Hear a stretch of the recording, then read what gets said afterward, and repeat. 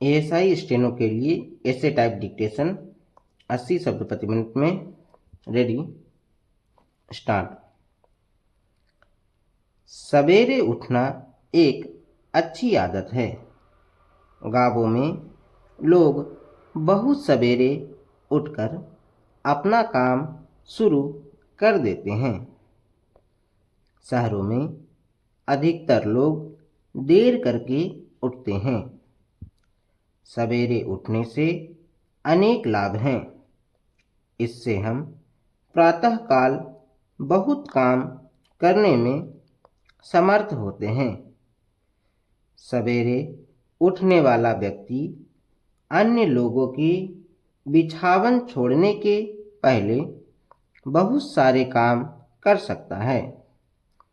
उसे अपना काम करने के लिए बहुत समय मिलता है।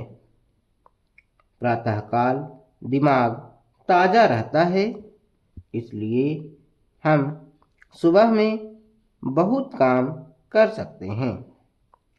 सुबह में पूर्ण शांति रहती है। कोलाहल के कारण हमें बाधा नहीं पहुंचती, इसलिए हम आसानी से अपने काम को ध्यान लगाकर कर सकते हैं। यदि हम अपना काम सवेरे शुरू कर देते हैं तो हमें अपने काम के लिए काफ़ी समय मिलता है तथा हम जल्दीबाजी में नहीं रहते। इसलिए हम अपने सभी कामों को अच्छी तरह कर सकते हैं। यदि हम सवेरे उठते हैं तो हम अपना काम ठीक समय पर समाप्त कर सकते हैं। हम दोपहर रात के पहले बिछावन पर जाकर गहरी नींद का आनंद उठा सकते हैं। रात में गहरी नींद से अगले दिन के कामों के लिए हमारा दिमाग ताज़ा हो जाता है। अच्छे स्वास्थ्य के लिए सवेरे उठना आवश्यक है। यदि हम सवेरे उठते हैं तो हम सुबह की ताज़ी हवा में कुछ व्यायाम कर सकते हैं। इस व्यायाम से हमारा स्वास्थ्य अच्छा होगा और हमें नई शक्ति मिलेगी, जिससे हम दिन में अपना काम करने में समर्थ होंगे। सुबह में टहलना आनंददायक होता है।